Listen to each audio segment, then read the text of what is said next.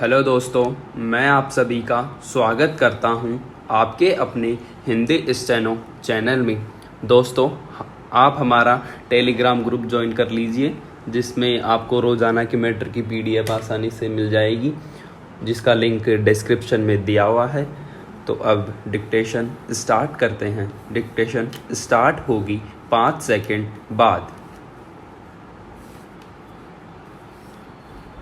Start. Bharat सरकार ने दिसंबर 2019 में पाकिस्तान, अफगानिस्तान तथा बांग्लादेश से आए हुए धार्मिक अल्पसंख्यक शरणार्थियों को भारत की नागरिकता प्रदान करने हेतु नागरिकता संशोधन अधिनियम 2019 पारित किया। इससे संबंधित नागरिक संशोधन बिल को लोकसभा में 10 दिसंबर तथा राज्यसभा में 11 दिसंबर को पारित किया। तत्पश्चात 12 दिसंबर 2019 को राष्ट्रपति की स्वीकृति के पश्चात यह बिल कानून बन गया। इस कानून को लेकर पूरे भारत में प्रदर्शन व हिंसक विद्रोह शुरू हो गया, क्योंकि कुछ लोगों का मानना है कि इससे उनकी नागरिकता को खतरा है। हालांकि इस कानून में भारत के किसी भी नागरिक की नागरिकता के हनन की बात नहीं है, अर्थात यह अधिनियम नागरिकता देने का प्रावधान करता है, लेने का नहीं। किसी राज्य द्वारा व्यक्ति को प्रदत्त वहाँ की विधिक सदस्यता नागरिकता कहलाती है। नागरिकता के माध्यम से व्यक्ति की राज्य के प्रति निष्ठा सुनिश्चित होती है तथा उस निष्ठा के बदले में राज्य उस व्यक्ति की सुरक्षा एवं संरक्षण के लिए प्रतिबद्ध होता है। भारत में नागरिकता संबंधी विषय का उल्लेख संविधान के भाग 2 के अनुच्छेद 5 से 11 में है। साथ ही नागरिकता अधिनियम 1955 नागरिकता ग्रहण करने से संबंधित सभी प्रावधानों का वर्णन करता है। भारत में किसी व्यक्ति के नागरिक आधार बनने के निम्न आधार हैं। उसका जन्म भारत में हुआ हो, यदि उसके माता या पिता में से किसी एक का जन्म भारत में हुआ हो। इसी प्रकार का समझौता वर्ष 1971 में बांग्लादेश की स्वतंत्रता के समय तत्कालीन प्रधानमंत्री इंदिरा गांधी एवं शेख मुजीबुर्रहमान के मध्य हुआ था, परंतु इन समझौते से कोई भी सकारात्मक प्रभाव उत्पन्न नहीं हुआ और धार्मिक अल्पसंख्यक समुदायों का शोषण जारी रहा। इस शोषण व उत्पीड़न से ऐसे लोगों का भारत में शरणार्थी के रूप में प्रवेश शुरू हो गया। यह वर्तमान में भी जारी पाया गया। इस उत्पीड़न को ध्यान में रखते हुए भारत सरकार ने भारतीय मूल के धार्मिक अल्पसंख्यकों को भारत नागरिकता देने हेतु नागरिकता संशोधन अधिनियम 2019 को भारतीय संसद में पारित किया, जो 10 जनवरी 2020 से प्रभावी है।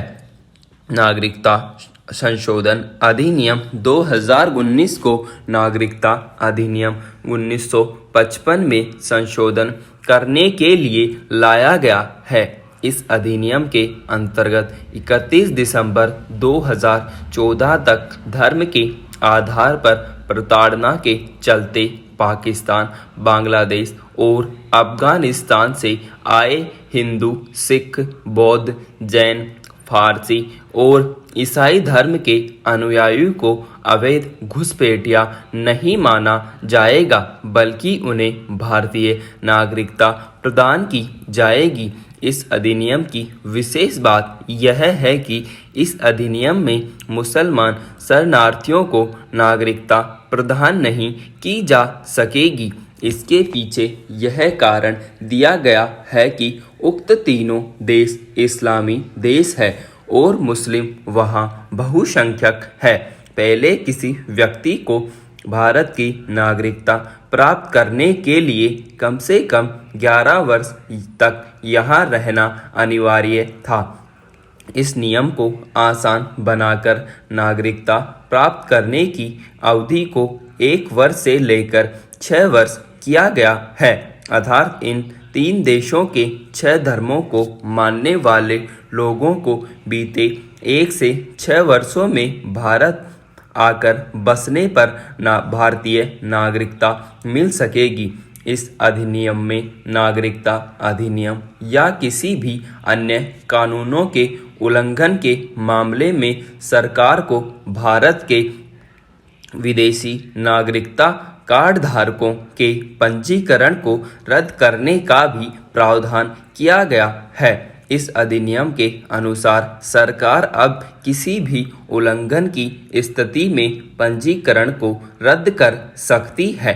इसमें हत्या जैसे गंभीर अपराध और ट्रैफिक कानून के उल्लंघन जैसे अपराध भी शामिल है।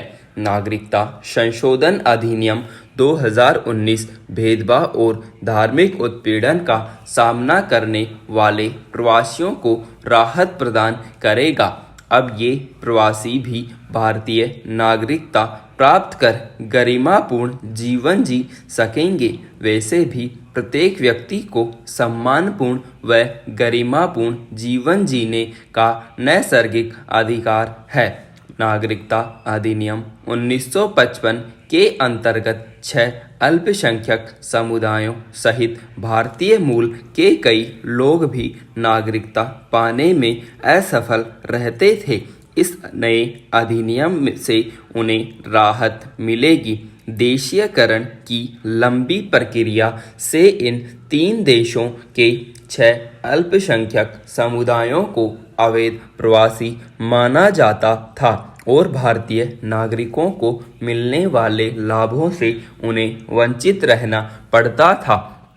इन 3 देशों में धार्मिक अल्पसंख्यकों की लगातार घट रही संख्या को विश्व पटल पर लाने में यह अधिनियम सफल सिद्ध होगा।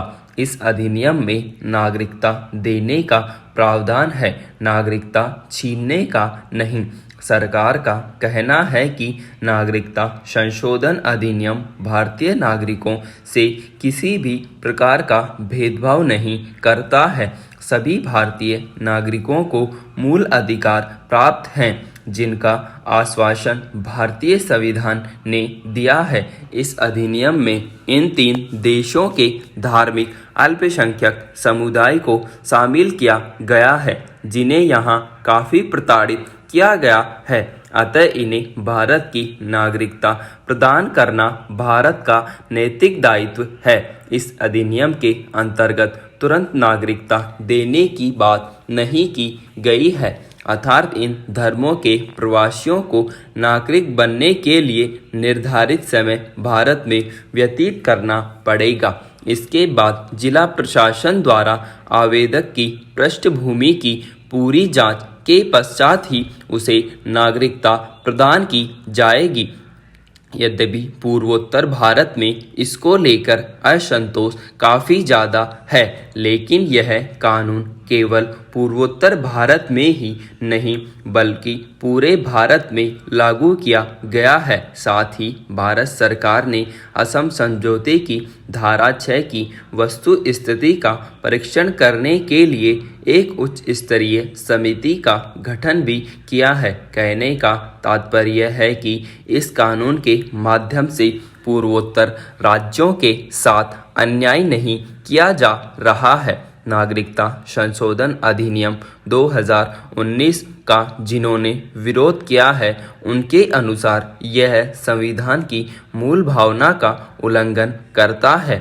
यह अधिनियम नागरिकता देने के लिए अवैध प्रवासियों के बीच धार्मिक आधार पर भेदभाव करता है।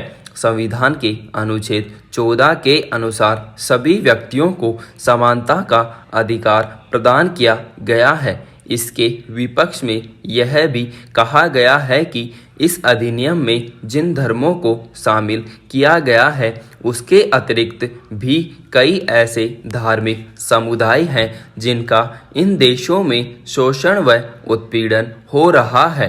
पाकिस्तान में इस्लाम से ही संबंधित अहमदिया समुदाय पर काफ़ी अत्याचार होता है। म्यांमार में रोहिंग्या मुस्लिम व हिंदू तथा श्रीलंका में ईसाई तमिल हिंदू उत्पीड़न सहन कर रहे हैं। यदि अल्पसंख्यकों के उत्पीड़न को ही नागरिकता दिए जाने का आधार रखा गया है तो सिर्फ 3 ही देश पाकिस्तान, अफगानिस्तान व बांग्लादेश को इसमें क्यों शामिल किया गया है। इससे भारत की वसुधैव कुटुंब की छवि प्रभावित होगी। विराम।